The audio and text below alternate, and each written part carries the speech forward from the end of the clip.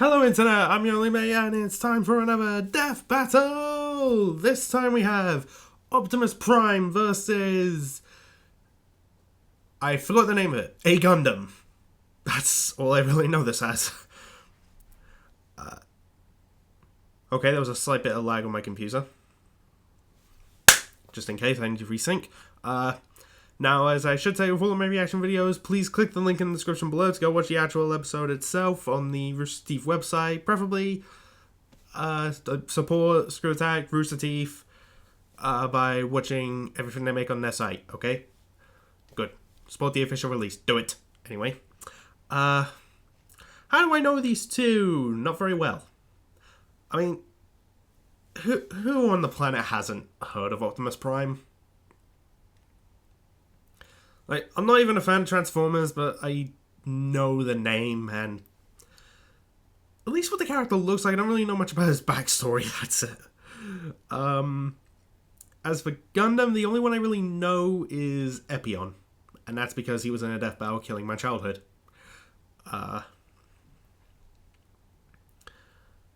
So, as for who I want to win, I don't really mind either way. I'm good either or, really. And I just look forward to seeing the animation. And I also know that Lindsay Jones, voice of Ruby Rose, is cameoing in this episode. I forget the name of the character she's voicing, but it's the guy, it's a woman who's on the radio with Armor, I think the pilot's name is. Like, I've seen a sneak peek on Death Battle Cast, as per usual, and I know the animation of this looks awesome. You could say it looks unreal. But yeah, I look forward to seeing it, and also there's something I gotta say at the end. So with that being said, I'm gonna shut up, put my headphones on, hit play, and see what happens, really. Oh, and I already do know what the next time is, because I saw the announcement at RTX. But I wasn't there, but I saw the live stream, and it was announced, so there we go. Alright, and play.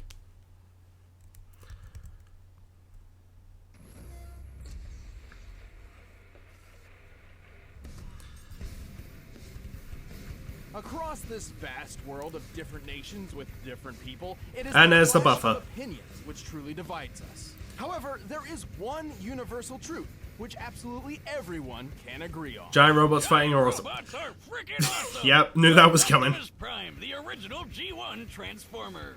And the RX-78-2, the original Mobile Suit Gundam. I'll just call it These Gundam. aren't just any robots, they're the old school classics, the first of their kind, and we're in for a robo battle of East versus West. Well, Optimus was originally a Japanese toy. He's Wiz and I'm Boomstick. And it's our job to analyze their weapons, armor, and skills to find out who would win a death battle. Let's do this. Millions of years ago. Oh yeah, I don't actually know the backstory of Optimus, so this will be new. The Decepticons and the Autobots. Mm-hmm. With little warning, they found themselves entangled in civil war.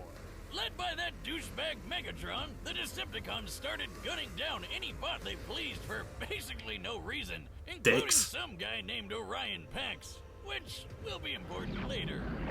Okay. Rest in peace, Robro. What Megatron didn't know was that this seemingly random encounter would end up reshaping the universe. Thanks to a robot Gandalf, Robot Orion Pax Gandalf. was rebuilt into something bigger, stronger, and way more recognizable. The newest commander of the Oh. Autobots had risen, Optimus Prime. The Autobots will never sacrifice freedom. Optimus is a Okay, didn't know the backstory of Optimus, so that's... As a transformer, he can Okay, scan then. nearby I don't know. objects and morph his body to resemble one, million, becoming Jesus. a robot in disguise. His favorite is a classic 1979 Kenworth K100 tractor. An oldie Has died 26 times. 500 He's the horsepower Transformers and Kenny. Over 80 miles per hour. He even gets a trailer, which, when he doesn't need it, mysteriously disappears into thin air. No, really, where the hell does that thing go? I need to know. More importantly, the That's life weird. force of every Transformer resides in their spark, sort of like a soul. And Optimus I remember is that no from Starscream. different, except that his spark gives him a few unique abilities. He's no different, but he is different. Okay. To other robo people, it gives him increased strength, speed, and durability. He can shoot laser beams from his hands, fly with either a jetpack or his feet boosters, and move his limbs around while they're detached like some sort of ghost robot Rayman.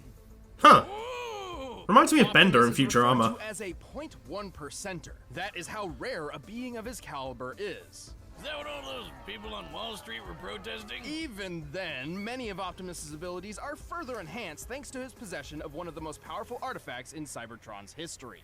The Matrix of Leadership. Oh, yeah, you know, it's nothing much. It's just a piece of robot god. The Matrix is a conduit for the power of Primus, the creator of the Transformer race. With this, Optimus can heal some of his most grievous wounds. But not all the So time. he has a healing You know, factor when of he sort. died. And use the power of the Matrix to light our darkest hour. Well, he has an impressive Jeez. arsenal to hopefully keep that particular problem from coming up again. Yeah, never again. Regardless, he God. wields the Ion Blaster, a giant death cannon which Prime one-hands like a boss. This big old rifle fires bolts of energy strong enough to take down most Decepticons, and can even be fired into space from ground level. Even Damn. better, it never seems to run out of ammo. Convenient. One can only dream. Optimus Prime also carries numerous weapons composed of Energon, a raw energy force used by Transformers to power their technology and, well, themselves. He's got a glowy Energon axe and Energon swords, perfect for slicing up robots of all sizes. And I guess they probably work pretty good on people too. Fighting Probably, fire yeah. With fire, Optimus Prime led the fight against the Decepticons. Why do I feel like that's for several foreshadowing? millennia. Eventually, the war even found its way to our own Earth. But we've got nothing to worry about with Optimus protecting the planet. He's tanked blasts that would tear other bots apart, like when this mega refinery exploded. It could be seen from outer space. Oh, Jesus. He's punched the ground so hard, the trees around him friggin' exploded. Child's play, Boomstick. He's strong enough to tip this large oil tanker, which, when Oh, compared wow. to the real-life Sea-Wise giant, must weigh over 700,000 tons. He's Damn. tossed a satellite into orbit and punched hard enough to crack Six Shot's chest plate. Who boasted that his armor was drawn from the compacted subatomic matter of a collapsed star. Just to let you know, such a star would have a density of over 300 billion tons per cubic inch. While great density doesn't necessarily beget great toughness, this still means Six Shot's armor was 500 billion times more dense than osmium, the most dense natural material on Earth. You're the Wow. most dense natural material on Earth. What'd you say? And our Oh, Robo God. Commander wrecked it. He's fast enough to catch up to this Decepticon space shuttle in just 23 seconds. Given the size of the Earth here and the angle of ascent, we can determine he's moving around 125,000 miles per hour. Jesus. He's also a talented leader, capable of commanding 1,000 battles at the same time via the Omniglobe. Like Skynet, but in a giant disco ball. He's used that crazy strength of his to punch through Megatron, who once tanked an explosion big enough to knock Cybertron out of orbit. And thanks to the weird robo-magic of the Matrix, he's even defeated Unicorn. Unicron. Unicorn. He's basically a giant robot Satan who eats planets. This guy Well, you is could say unstoppable. Robot Not Galactus. necessarily. Optimus is Foreshadowing. certainly powerful, but after all is said and done, he has one major weakness. To violate that law would destroy our honor. He's just too nice. Yeah, he's kinda all about the whole honor and fair fighting thing, which kinda screwed him over more than once. And he I don't think that's gonna come up in this death battle, though. times. Plus, he killed himself once just because he accidentally broke the rules in a frickin' game. The fuck? Damn. But when his back is to the wall, Well, maybe it will come up. I don't know. He'll fight to the end, riding the eye of the storm. One shall stand, one shall fall. Okay. In the year Now for the Gundam. 79, humanity has embraced the stars. Well, mostly. Right. After a somewhat united humanity expanded across the solar system, the ideologies between those on Earth and those in space began to drift apart. A new space-noid republic, the Principality of Zeon, arose to challenge the Earth Federation. Space Noid? That like the Domino's pizza mascot, but in space? No, more like space Nazis. Oh. Oh, well, I guess it's no surprise that they started a war by gassing a populated space colony and dropping the whole thing on the planet. Jesus. Man, that's messed up. But that's just how it started. For the real star of the show, some smart guys put their heads together and came up with the coolest thing they could think of. Giant fighting robots. These were mobile suits, Of course. and one of Earth's nuttier engineers had developed a suit which would put all others to shame. This was the RX-78-2, otherwise known as the Gundam. There have been lots of Hey, movies Epion. since I saw him named briefly. Gundam, but this was the original granddaddy of them all. This experimental mobile suit was hidden on a remote colony, but before its maiden voyage with the Gundanium, yep. classified white base could begin, it was caught in a surprise Zeon attack. With just 2 Zaku suits, the space Nazis wiped out almost all of the White Base's military crew. The only people left to save these secret projects were civilians, who had no idea these things even existed. Among those who rose up was a young boy named Amuro Ray. Brilliant, albeit standoffish, Amuro was actually the son of the Gundam's chief engineer, and had already Trying to read the stumbled stuff upon on the side. mass-coded blueprints. So he grabbed the owner's manual. I think Richard told me about this. He just read the manual and was like, I know what to do. Too shabby for going off just the manual.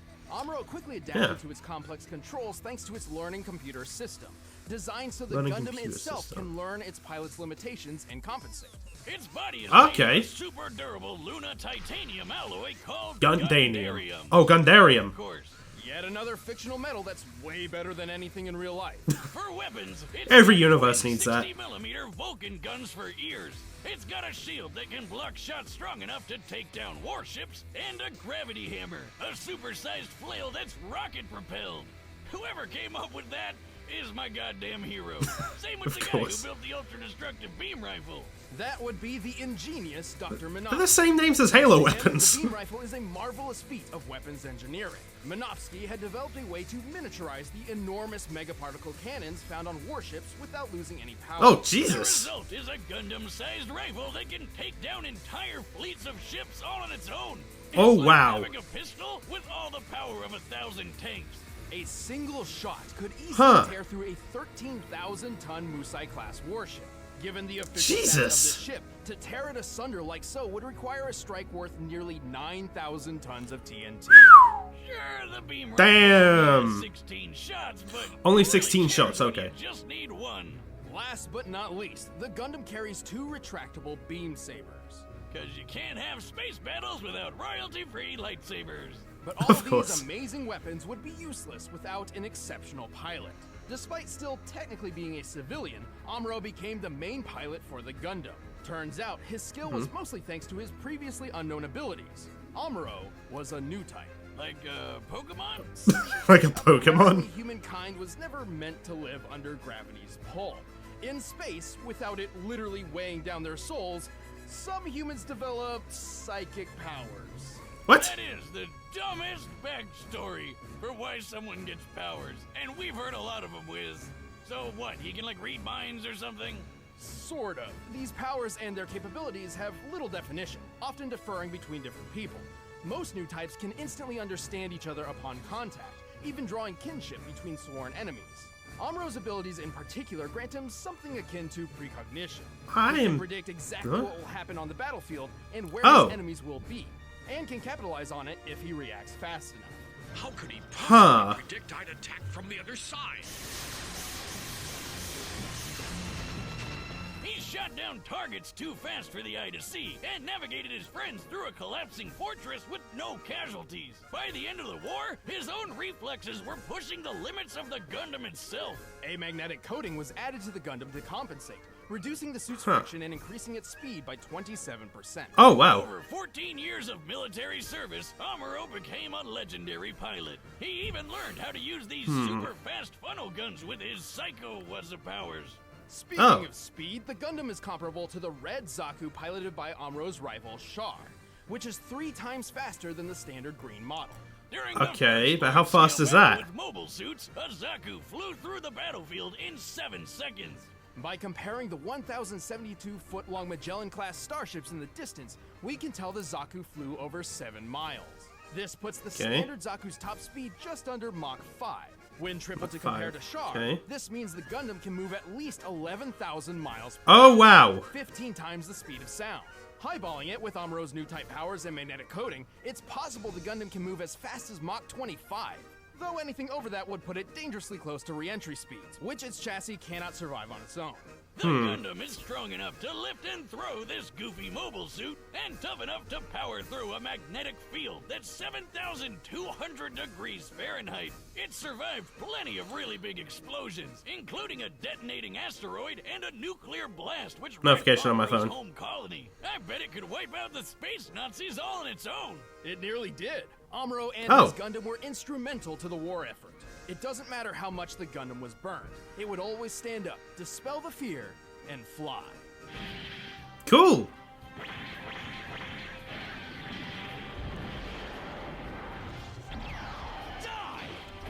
Pause.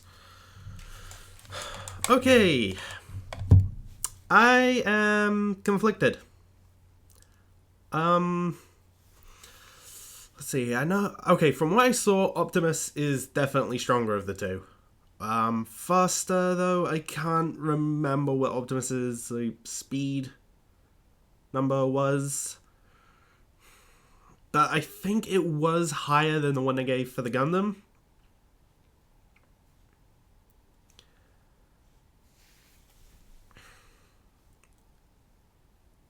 Although what they said about Amuro's learning computer so he can adapt, and his powers to be able to predict everything, so he can predict and adapt wherever he's fighting. So in theory, he could adapt to okay, this thing's faster and stronger. I can predict it's going to be here, and I can adapt my strategy, that sort of thing. And that gun is powerful, but he only has 16 shots.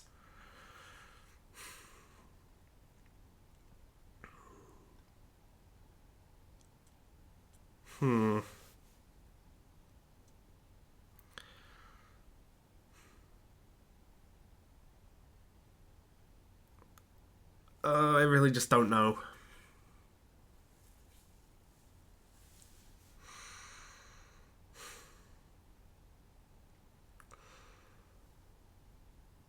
Because then again, Optimus, with the Matrix, he can, heal to some extent. Whereas the Gundam, I don't think it can do that. So, strength, speed, healing. I think I'm going to go with Optimus. I'm going to have, the best reasoning for why, but meh. Although, thanks to, the adapting and, future predicting. Well, not future predicting, but, predicting where his opponent is going to be and all that stuff. I can see a good argument for Gundam winning as well. So... whatever happens, really. I'm just gonna resume. Because I want to see a giant robot fight. Play! Alright, the combatants are set. Let's end this debate once and for all. It's time for a death battle!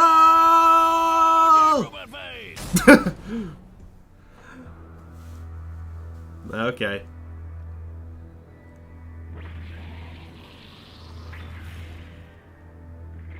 It's a Gundam. Lindsay! I'm checking something out, Sayla. It's more than meets the eye. If there's trouble, we can't send backup. Let's roll. I like the Optimus voice. Fight! I told you. Jeez, Amuro, conserve your shots, jeez. You only have, what, 16 of them?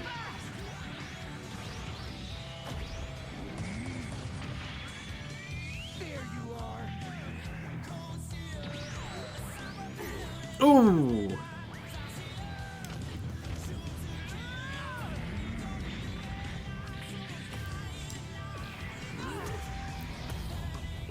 Decepticon, I have been in battle for countless years. Oh, yeah, right. Optimus has the experience edge, too.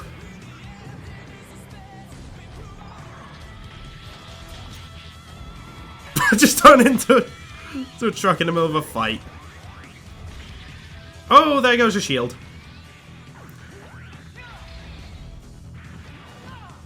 Ooh!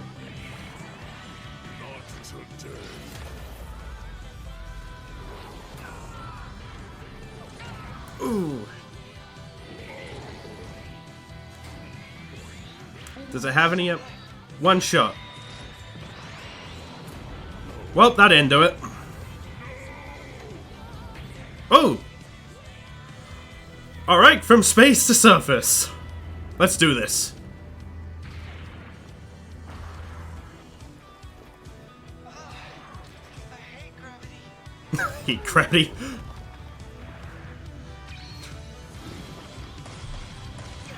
Alright. Oh, jeez. Man, for someone who can like predict where his opponent is, he's... Oh! There goes the blaster, so it's a melee fight.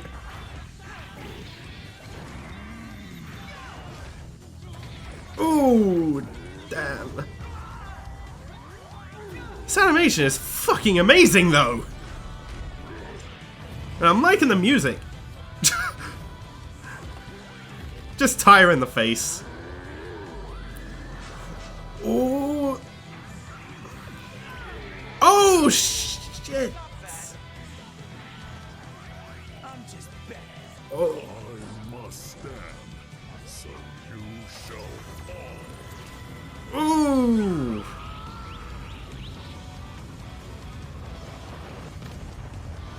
Okay, Optimus wins.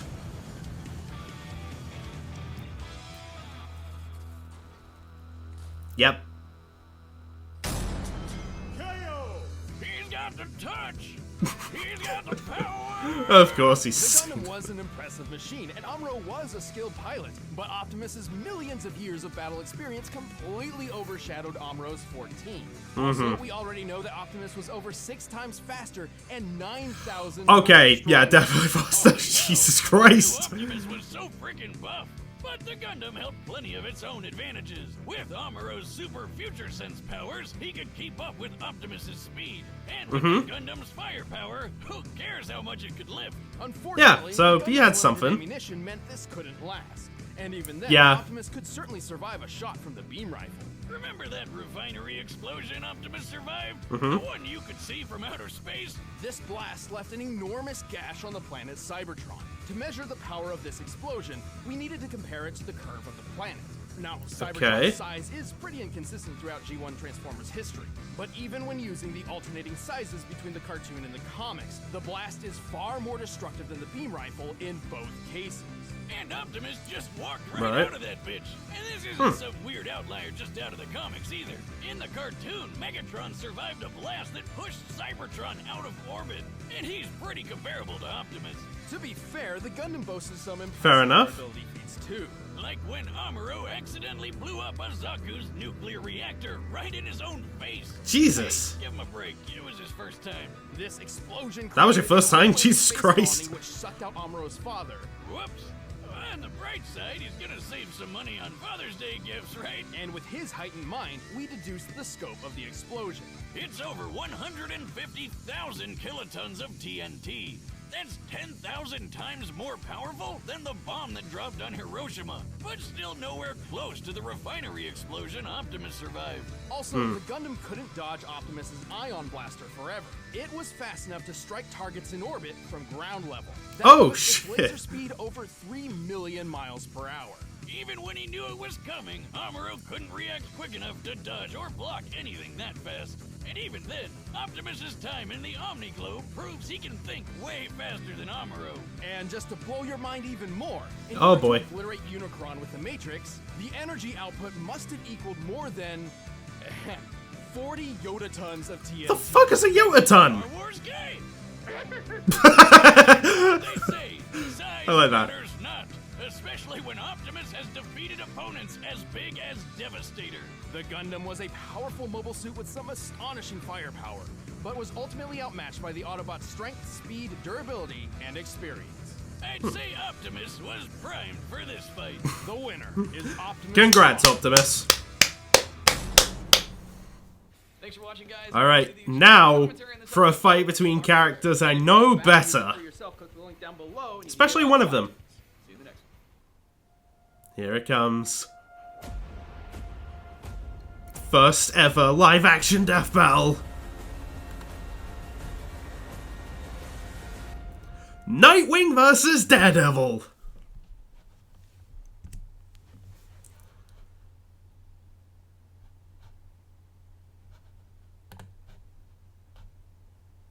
So I just gotta make sure the thing doesn't, like, play something else. That was a pretty damn good fight, and, oh geez, that explanation, my goodness. I think I would have something more to say if I, like, knew these characters better, but the sad fact is I don't, so I'm trying to say what I can. Like, I love the animation, and just how it looked, and the soundtrack was really good.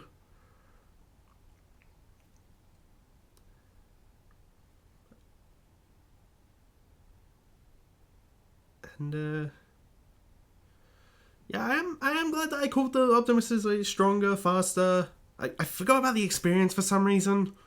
I think I was just trying to take everything in about the Gundam. I just forgot about that. So I was somewhat right on the reasoning, and they even said like, yeah, Amuro was like he was able to hang in there, but oh well.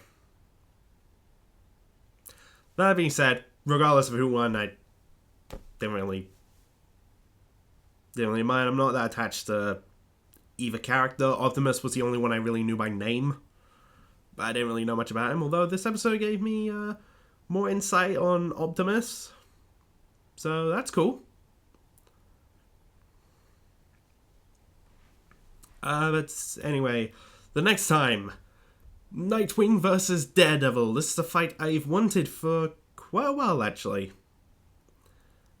And I know these two better than I've known, like, the past few characters, actually.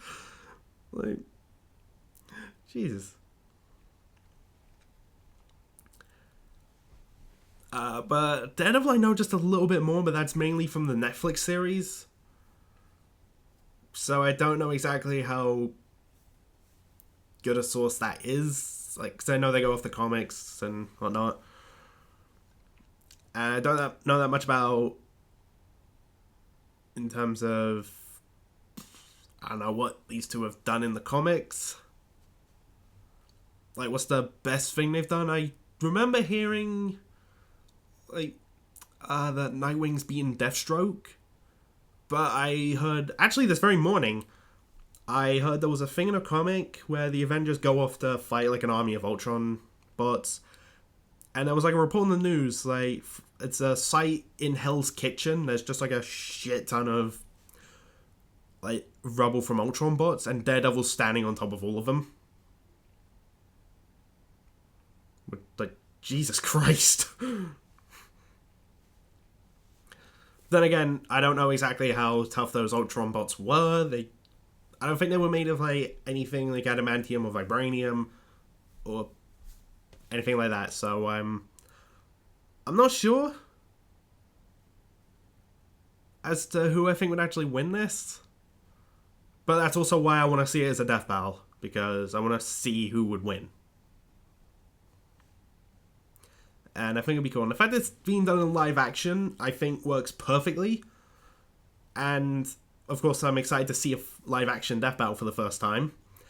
Screw Attacker teaming up with Ismahawk to do this. And from what I've seen of their live action fights, oh boy, this is going to be good.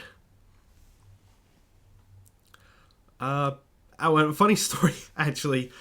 I was watching the Just the Fights panel stream from RTX, and my friend Richard Korokanobi, or Jedi Bender, wherever he's calling himself now, he was watching it as well. Like, before they announced it, I messaged him saying, calling it now, it's going to be Daredevil versus Nightwing. Sure enough, it was. Although I was thinking it was either going to be that or Red Hood versus Winter Soldier. I thought either one of those matchups could lend itself well to a live action fight. So, anyway, it'll be good to see. And then, afterwards, we finally find out what episode 100 is. All I know, it's being animated by a blind ferret. It's a hand-drawn fight, like Smokey the Bear vs. McGruff the Crime Dog. And I really want to see what that is. Now, I'd usually end the video here, but I wanna touch on something. So, for anyone who doesn't know, Torian, the 3D animator of Death Battle, is, well, not working on the show anymore, to some extent. Like, he announced on Twitter that he's moving on to Genlock, which has made me excited for that show. Absolutely, because I love Torian's animation. The fact he's going to be animating that, Jesus Christ, that should be awesome. I mean, more awesome than I already thought it was going to be, but anyway. So, Torian did help out on this fight. So, this was his last 3D fight to some extent. And I made a little something that I'll show here. It's the thumbnail of every fight that Torian did for Death Battle. And a little something I'd like people in the comments to do, if you're even watching this part, just as part of your comment, or just leave a comment, just say something great about a Torian animation. Like, just talk about, let's say, your favorite one, why you love it, or perhaps any great memories that you have, like, watching one of Torian's animations. Just something like that. As for me, like most people know, my favorite is Yang vs. Tifa, for many reasons, aside from the obvious of Ruby fan, Blake, and Yang won. So, aside from that, just love the choreography of it so much, and just how certain aspects of the characters, like, actually went into it. Like Yang's uppercut in the yellow trailer going into Tifa landing on the wall like she didn't have any children. That was fucking awesome. And is one of my favorite moments. But also because I actually, like, formed a friendship with someone because of that fight. Like, we originally started talking because of that episode, and we became friends from it. So that episode is always going to have a really special place for me.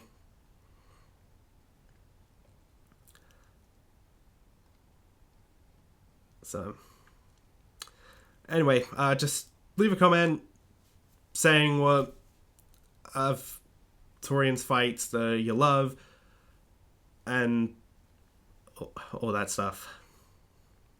No, I'll miss Torian's animations in Death Battle, but I look forward to seeing them in Genlock. So, yeah. Anyway, I should probably wrap this video up, so thanks for watching all of that stuff, and here's one of my outros that I didn't use last time. I keep forgetting what one I didn't use for various videos. I do a lot of these reaction series, so anyway, bye. Hello loves, Tracer here. You've just watched a video by your only mate. Subscribe, like, comment and check out his other stuff. Cheers loves!